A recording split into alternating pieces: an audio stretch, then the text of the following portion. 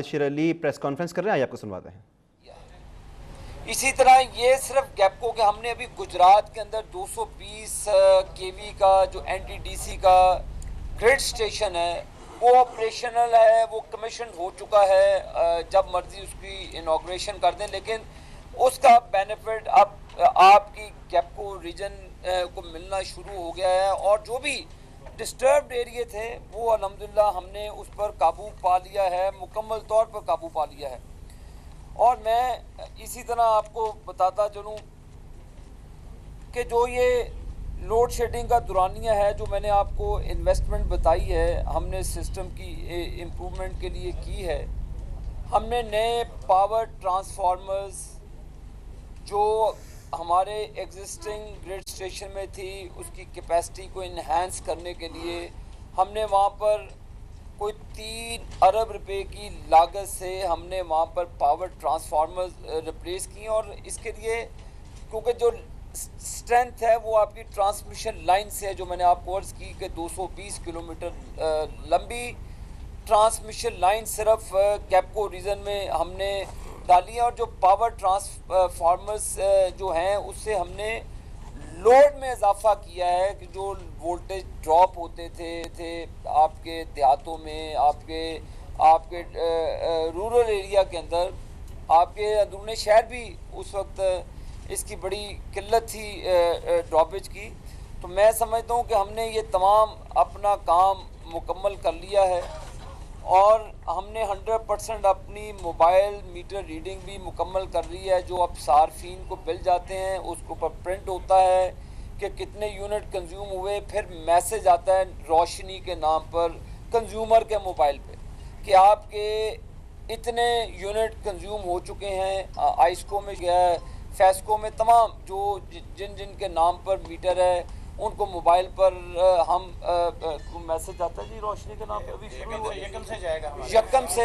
यकम से यहाँ पे स्टार्ट होने जा रहा है कि रोशनी के नाम पर जो कंज्यूमर होगा बिल से चंद दिन पहले जब बिल इशू होगा ऑटोमेटिकली आपका मोबाइल नंबर जो दिया गया होगा उस पर ऑटोमेटिकली उस जितने नंबर ऑफ यूनिट और जितना बिल वो आपके मोबाइल स्क्रीन पे आ जाया करेगा, ताकि कंज्यूमर को सहूलत हो जाए कि कितने उसने कंज्यूम किए और कितने उन्होंने मामला इसको देखा है।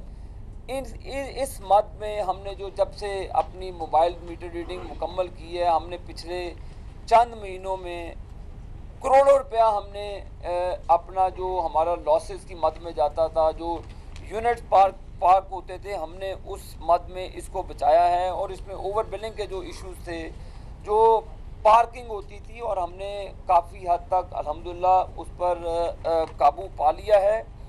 और माह रमज़ान की आमद है। माह रमज़ान के हवाले से हमने एक टेस्ट करना है अपने तमाम जो डिस्ट्रीब्यूशन कंपनीज़ का कि हमने जितनी सिस्टम में बिजली ऐड की है और उस हवाले से जो स्ट्रेंथ हमारे डिस्कोस के अंदर है। देखिए जी, बिजली पैदा करना अब तो हो गई है।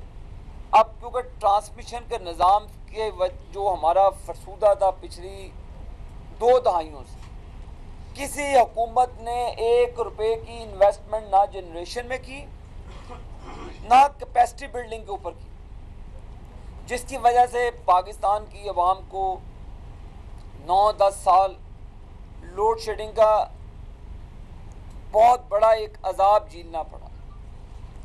लेकिन हमने जो एडिशन होती जा रही है, हमने लोड शेडिंग के दुरानिया पर काबू पाया। शहरों में ये दुरानिया 4 घंटे और शहरों में 6 घंटे। कुछ मसला चंद रोज़ पहले आया जिसमें थोड़ा सा हमें फोर्स लोड शेडिंग करनी पड़ी, क्योंकि हमारे 4000 मेगावाट सिस्टम से आउट थे। जो हमारे पावर प्लांट थे वो मेंटेनेंस की वजह से बंद थे, जिसकी एनुअल रिपेयरिंग और मेंटेनेंस होती है। विंटर के अंदर 7000 मेगावाट जो हमारी हाइडल होती है वो उस वक्त ज़ीरो होती है जब 500 मेगावाट ना होने के बराबर है, तो हमारा क्वेश्चन बहुत कम हो जाता है। अगर हम उस वक्त अपने पावर प्लांट आउटेजेस में भेज दें तो वो फिर विंटर के अंदर डिमांड जो और सप्लाई का जो गैप है उसको ब्रिज करना बहुत मुश्किल होता है। लिहाजा उनको फिर एक टाइम पीरियड होता है, जो टाइम आता है तो उस पर वो आउटेजेस में जाते हैं। उस पर हमें दुख हुआ कि लोगों को चंद रोज़ के लिए तकलीफ़ उठाना पड़ी, एक शदीद एक गुस्सा भी था आया लोगों में, लेकिन अल्हम्दुलिल्लाह उसको हमने कंट्रोल कर लिया। और जो हमारे आउटेजेस में पावर प्लांट थे वो 80% अल्हम्दुलिल्लाह वापस आ चुके हैं। और हमारी जनरेशन 15,500-16 हज़ार के करीब हमने इस जनरेशन को कल परसों तक हम कोई 15,500 से अबव हमने अपनी जनरेशन को लेकर गए हैं। अब हाइडल भी हमारे पास आना शुरू हो जाएगी, जो पीक हाइडल होगी वो 7,200 मेगावाट के करीब होगी। तो ये जनरेशन को जो रिकॉर्ड जनरेशन है जब से पाकिस्तान बना और हमारी हुकूमत था, 13,500 मेगावाट सिस्टम में बिजली थी। इस महीने के आखिर में हम अभी तक 4200 मेगावाट सिस्टम में ऐड कर चुके हैं। इस महीने में जो बिजली ऐड होगी तो टोटल जो दुरानिया हमने एडिशन की है जनरेशन में वो 4300-4200 मेगावाट से के करीब, और ये हज़ार होगा कोई 5,000 मेगावाट के करीब एडिशन हो जाएगी हमारी नई बिजली 2013 से अब तक। अभी 7-8 हज़ार मेगावाट मार्च 2018 तक नई बिजली आनी है। जब से पाकिस्तान बना और 2013 तक 13,500 मेगावाट बिजली थी। 5 सालों में डबल जनरेशन कर दी। और आप अंदाज़ा कर लें 66-67 साल पाकिस्तान की हुकूमतों का और इस हुकूमत की कारकर्दगी का, और जनरेशन को भी ट्रांसमिशन के निज़ाम को जदीद तरीन बनाने के लिए 15-16 अरब रुपया सिर्फ गैपको में, और जो इसके हट के जो NTDC का 220 kV का हमारा ग्रिड स्टेशन है, इसकी कॉस्ट अरबों में जाती है। तो ये पाकिस्तान के लोगों को सहूलत देने के लिए काम कर रहे हैं। और वो लोग जो लोड शेडिंग का अजाब पाकिस्तान की आवाम को दे कर गए, तो वो एहतजाज की बातें कर रहे हैं। वो अपने आईने में कभी अपनी सूरतें देखें तो उनको शर्म आएगी कि वो क्या लोग हंसते हैं उन पर, क्योंकि हमारी मेहनत है, क्योंकि कोई मुतबादल ज़राए नहीं था कि हम उसी वक्त ज़ीरो लोड शेडिंग करते।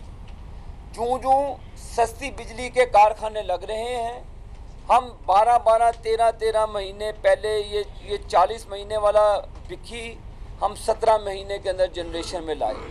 ये कादरपुर ये 2018 में आना था दुनिया की किताबों में, हम इसको अल्हम्दुलिल्लाह जून आ गया, मई आ गया है, मई में इसको ऑपरेशनल कर रहे हैं। अगले महीने हवेली बहादुर शाह आएगा, उससे अगले महीने बल्लो की आएगा, फिर पोर्ट कासिम से बिजली आएगी।